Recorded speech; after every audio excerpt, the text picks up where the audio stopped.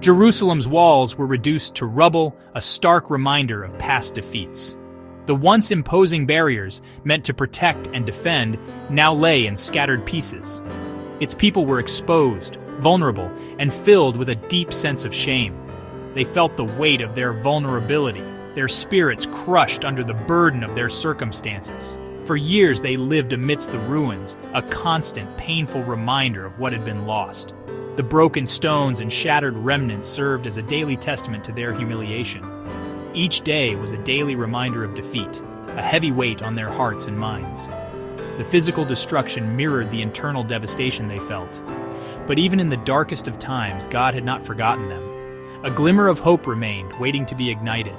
He stirred the heart of Nehemiah, a man of deep faith and unwavering resolve. Nehemiah was a man far from his homeland, yet called to act on behalf of his people. When Nehemiah received the distressing news of Jerusalem's plight, his heart was deeply moved. Overwhelmed with grief, he wept, fasted, and turned to God in fervent prayer. He poured out his heart to God, seeking guidance and strength. God called him to leave the comfort and security he knew behind. He was called to embrace a daunting task, to rebuild the walls of Jerusalem. With courage and determination, Nehemiah arrived in Jerusalem. Under the cover of darkness, he carefully surveyed the broken walls, assessing the extent of the damage.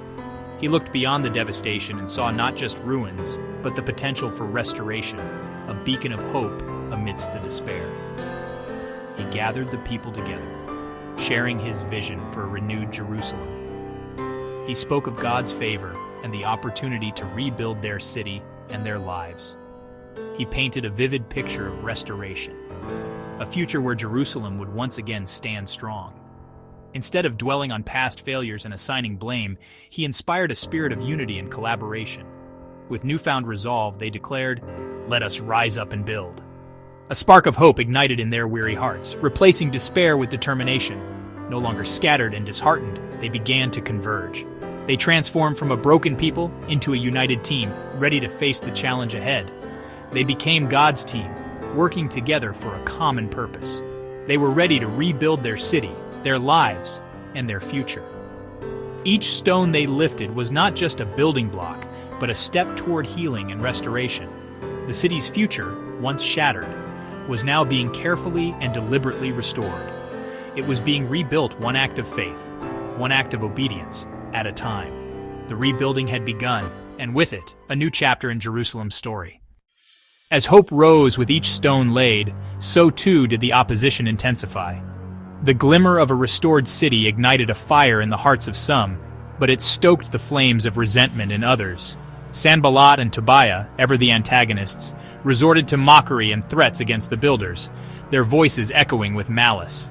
Their aim was clear: to crush the spirit of the workers, to demoralize them to the point of abandoning their sacred task. Nehemiah, a leader of unwavering faith, didn't engage in fruitless arguments. Instead, he turned to prayer, laying the insults and the fears of his people before God, seeking divine intervention and strength. The enemy's words, sharp and cruel, became weapons aimed at the heart of the rebuilding effort. But prayer, fervent and constant, became their shield, deflecting the blows of despair and doubt. When threats escalated into plots of violence, a palpable fear crept into the hearts of the workers, threatening to paralyze their progress. Nehemiah, ever vigilant, responded with a potent combination of unwavering faith and decisive action. He strategically set guards to protect the workers and took time to encourage the people, bolstering their spirits. "Do not be afraid," he urged them. "Remember the Lord, who is great and awesome. Fight for your families, for your homes, and for your freedom."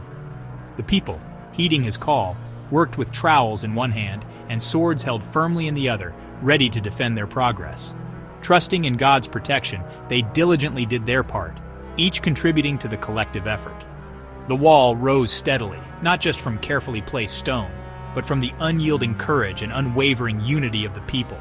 Every day was a battle, a constant struggle, against the insidious whispers of fear, against the paralyzing grip of doubt.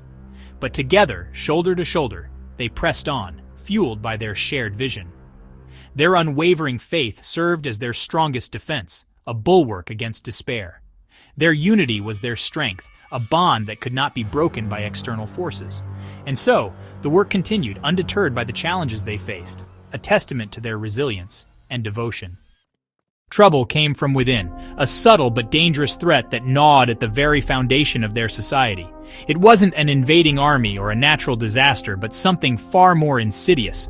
Hunger and injustice divided the people, creating a chasm between the haves and have-nots. The cries of the hungry echoed through the streets, a constant reminder of the growing disparity.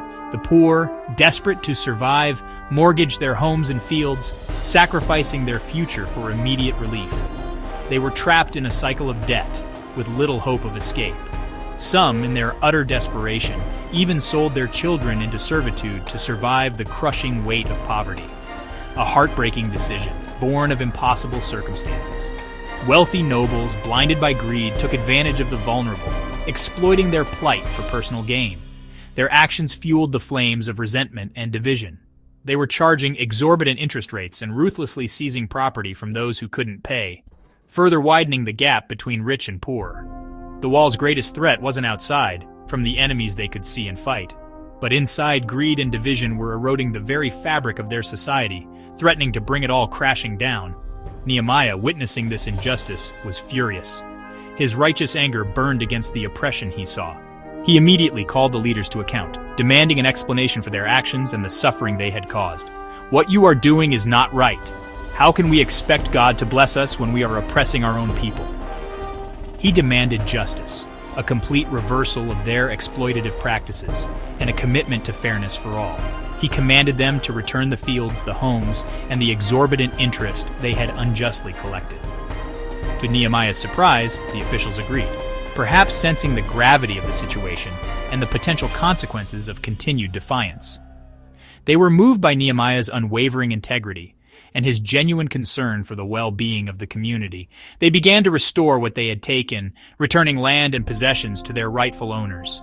They solidified their commitment by swearing a solemn oath before God, promising to uphold justice and fairness from that day forward. With repentance and restitution, unity was restored, healing the deep wounds that had threatened to tear the community apart. The vital work of rebuilding the wall could continue, now with a renewed sense of purpose and shared commitment. The work progressed, but now with hearts healed as well as walls, a testament to the power of justice and compassion. Nehemiah proved that a strong city needs more than just fortifications. It needs a just and equitable community. Justice and mercy rebuilt what stone alone could not, creating a foundation of trust and mutual respect. The people stood together again, not just as builders, but as a united community, ready to face whatever challenges lay ahead. Nehemiah led by example, not privilege. He refused the governor's allowance, choosing sacrifice over gain.